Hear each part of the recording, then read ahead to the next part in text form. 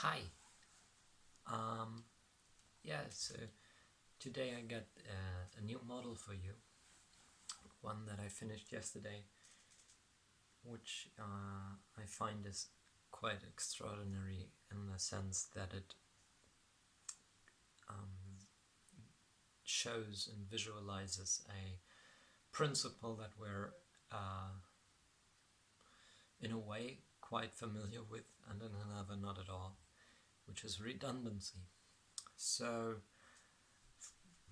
actually it chose two things, frequency and redundancy, but I think I'm rather gonna go into the frequency bit on another occasion, because to explain that one needs to understand what a triangle really is and how that relates to spheres and how the number of spheres in a body, in a system, in a triangulated system relates to intervals and frequency in that.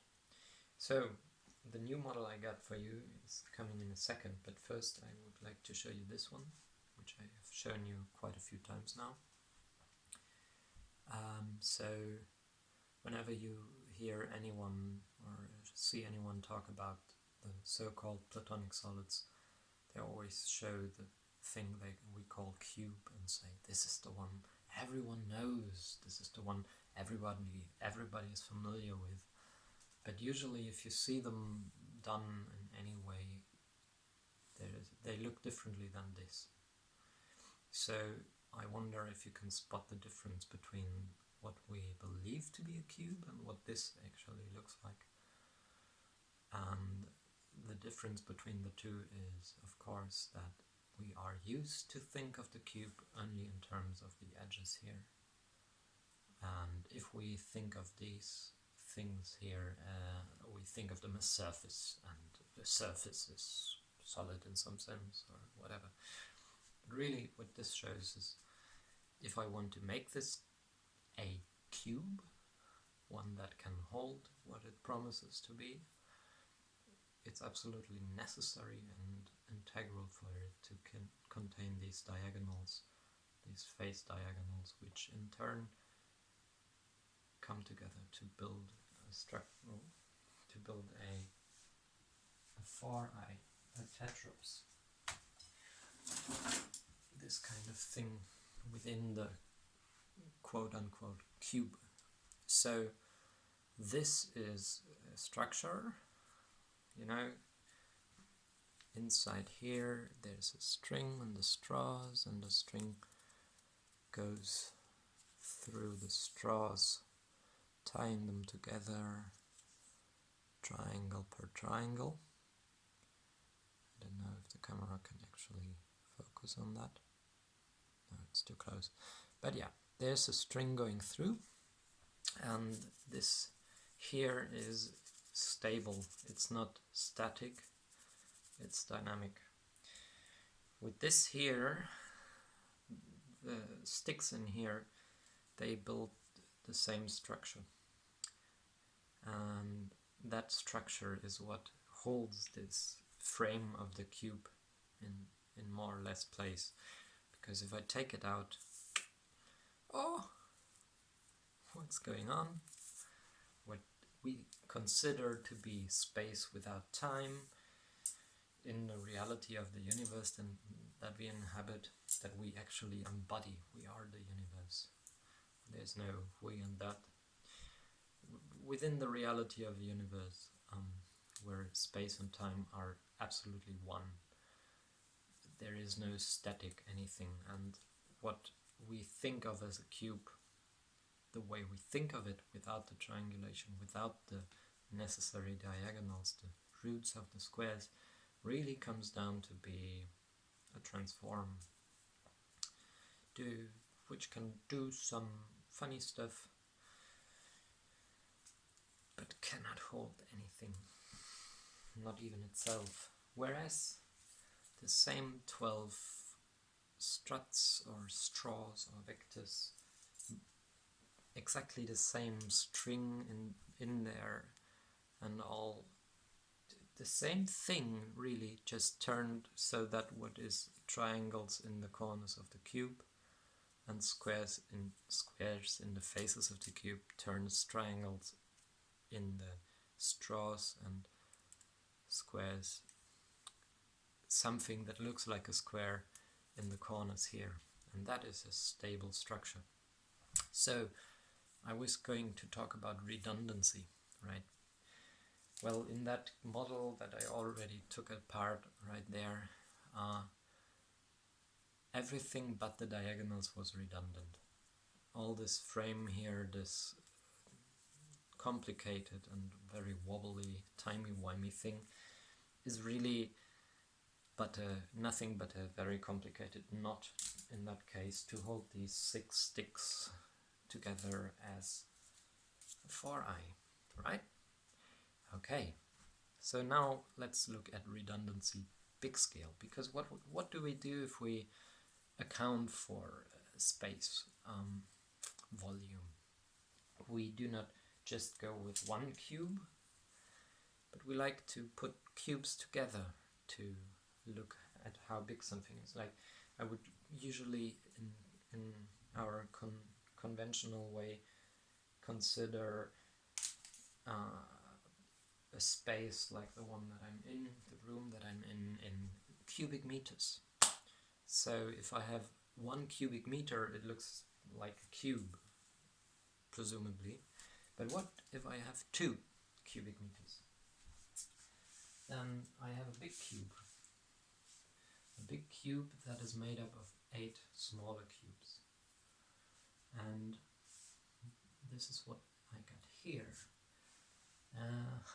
So maybe you spot a difference to the kind of ideal static cube that we're used to again. There's 2 differences mainly. One is this thing is not entirely square and ideal, in the sense that there is a lot of weird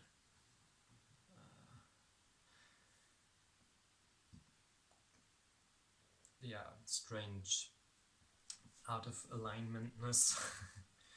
And the other difference, key difference, is again I put in some 6 tiny, not so tiny but not so strong sticks in the diagonals, in the face diagonals. So essentially holding this more or less cube more or less in place is again a 4i made of sticks.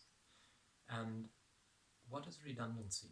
Redundancy is the fact that I can make these 8 cubes from a whole lot of straws, and when I take out these sticks, again the whole thing will be transformed. It will not hold any shape. And the moment I put in the sticks, I didn't lock them in place, I didn't glue them in or anything like that. They're just stuck through the corners of the cube. So they are still the only thing that holds this, right? So no matter how many straws I put into this so-called structure, no matter how much effort and how much energy I put into the system, it's only as strong as the diagonals. Only the diagonals are holding this.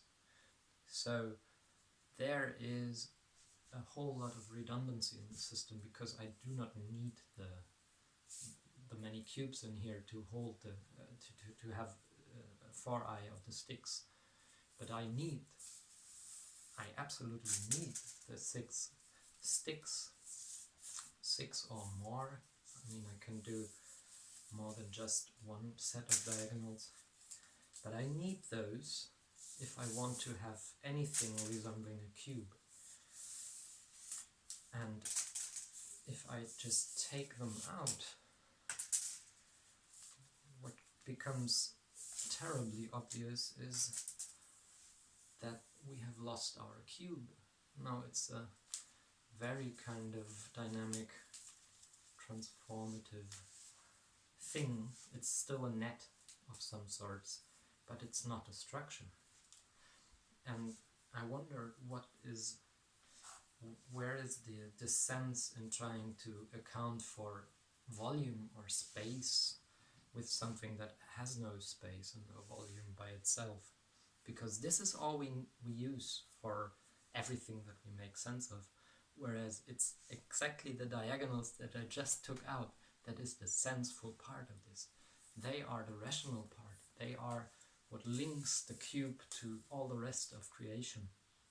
Whereas this is but a very, well, it's fun, but it's hard to hold. You know, you need more than 2 hands to hold this in the cube shape.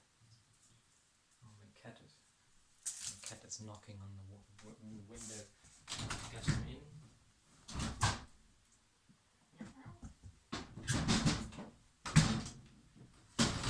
Sorry about that.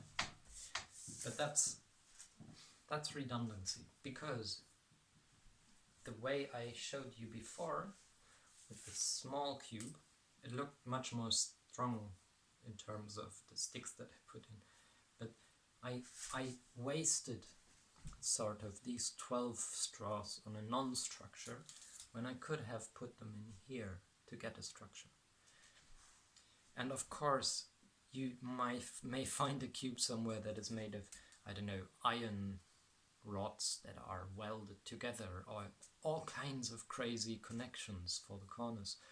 But really, if you leave the realm of abstraction and look at what is really physically there, you will find some sort of triangulation in those corners, because if you have glue or a weld or some sort of joint, then that, if it is able to hold the cube, represents or manifests or embodies some sort of triangulation, probably kind of micro-triangulation. But of course, if I only triangulate the corners of this, they have a very hard time, because all of this leverage is working on that fulcrum, and only that tiny thing in the corner is supposed to hold the thing. But, and this is the big but, yes, I can take 12 struts and make an 8i octops, but frequency is a beautiful thing, and if I increase kind of what I did with the 2 frequency cube, so essentially this is kind of a big cube. No, it's not really a cube. It's supposed to be a cube, a big cube made up of 8 cubes, so it's 2 to the 3rd power cubes. And I can do the same with the 8i's. And that would give me this beautiful structure. So where I had just one on this, that one is still here in those corners, but it's actually 6 of those coming together, and there is 8 4i's in between them, and that gives me a 2 frequency octaves, or 8i's. And just to see what that actually looks like in terms of the spheres. Yes, I know I didn't want to go into the details of what frequency really means, but why not? Well, here you can take a look. So this here is 6 spheres on the very corners of those struts. And looking at them as the spheres, it would look like this. So if I hold this tip to tip, like that, it looks like there's 1 and 2 on the bottom and top, and there's 4 around. Same here. But if I look at it like this, and I see, okay, there's a triangle down here, there's 3 spheres, and there's another 3 on top, you can also find that here. There's the 3 on the bottom and the 3 on the top. this. Yeah, that's nice. Okay, so that's a first frequency. And this here is a second frequency. So what was the edge of the big one here now has 1, 2, 3 corners or vertices, which means there's 3 spheres there. And there's not one interval between 2 spheres, but there is 2 intervals, intervalleys, the valleys between these 3 spheres. And that, incidentally, in terms of the spheres themselves, would look like that. And those of you who are a little familiar with these kinds of structures may notice that this is essentially the mother of all spheres, the vector equilibrium, like this one. But where this has little square openings, this has another bunch of spheres sitting there. So this is actually a kind of a completed vector equilibrium, which gives you a 2 frequency vector, no, a 2 frequency 8i. So this is a very strong structure, in quite different from the second frequency cube. And while the cube in the second frequency needs, I think it is 54 struts, not counting the diagonals, this here is, let me think, 5 dozen struts. So that is 60, right? So there is more struts in this than in this 2 frequency cube. But, there's another but, I don't have to have the interior parts of that structure here. I can have those. I can have that core in the center there. I can have that nucleus, yes, and all the interior struts and structure, but I don't have to. And this here, whoops, this is a second frequency 8i without the core, and this is folded in because this can unfold like so, and then go whoop. Oh, we have a technical difficulty here. Well, you can see that these struts have been through a lot, and when they break I tend to put a piece of stick into them. But there you go, here's your 2 frequency octa, or 8i, just like this, but without the core. And without the core we only have 4 dozen struts for this. So here is 4 dozen struts giving us a volume of quite a lot.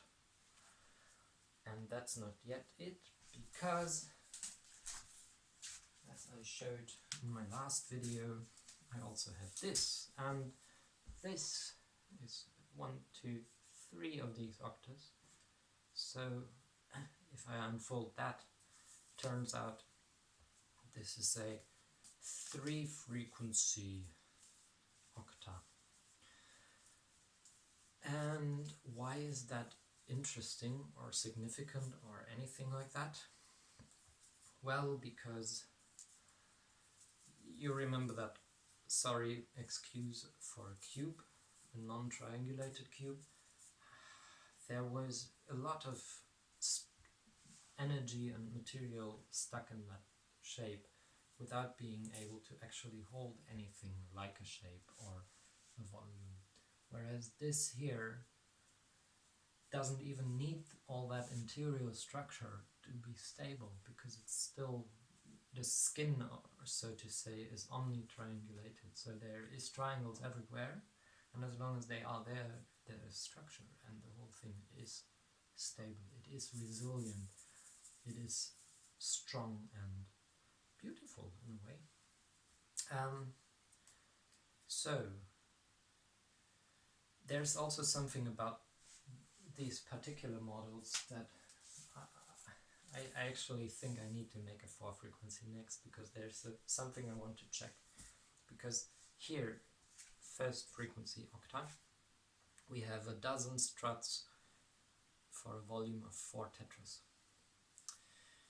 Now increase that by 2. So the corners here, no, not the corner, the edge is twice as long. That means it is 8 times the volume. So what was 4 here now is 8 times 4, which is, I think, 2 dozen. Is it? So that would mean this is a volume of 2 dozen for a number of parts that we put in, which is 4 dozen. So on the next step, this here, when I fold it together, it's only 3 octaves, so that is a volume of a dozen, 3 times 4 tetras. Whereas unfolded like this, it's actually a volume of 9 dozen. That's 108 tetras. And do you know how many parts?